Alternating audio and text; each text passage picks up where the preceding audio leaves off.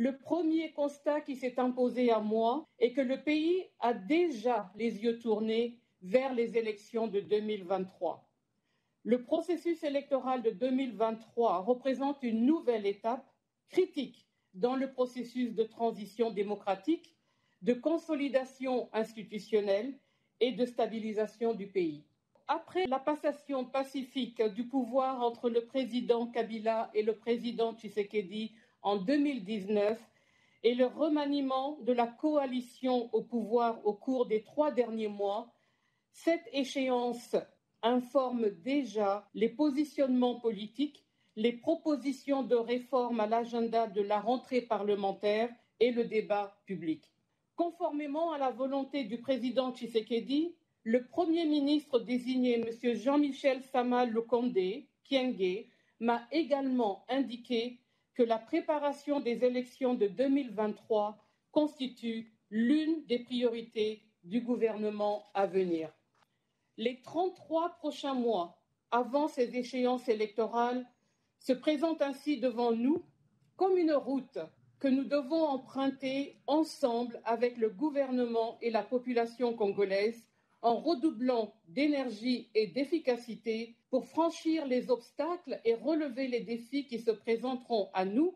afin de poursuivre la consolidation démocratique du pays et de ses institutions et d'avancer vers la stabilisation de l'Est et les réformes nécessaires à cet effet.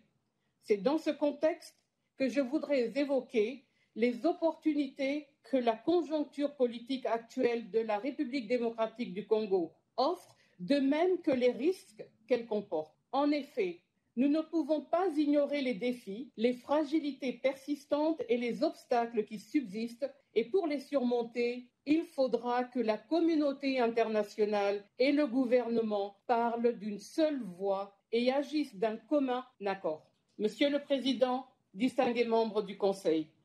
cela m'amène à aborder une autre opportunité, la récente accession du président Tshisekedi à la présidence de l'Union africaine. Cette présidence ne symbolise pas seulement le retour de la République démocratique du Congo dans le concert des nations leaders du continent africain,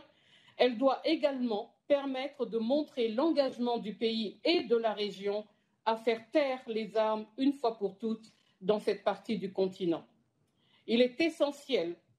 que nous soutenions l'engagement du président Tshisekedi et sa présidence de l'Union africaine afin d'ancrer résolument et définitivement la région des Grands Lacs dans une dynamique de paix, de sécurité et de développement économique, régional, inclusif et durable. Je suis heureuse de noter et de signaler l'engagement continu du président Tshisekedi en faveur de l'amélioration des relations avec les voisins de la République démocratique du Congo, qui demeurent d'une importance vitale pour la stabilisation des provinces orientales du pays et pour assurer la paix et la sécurité dans toute la sous-région.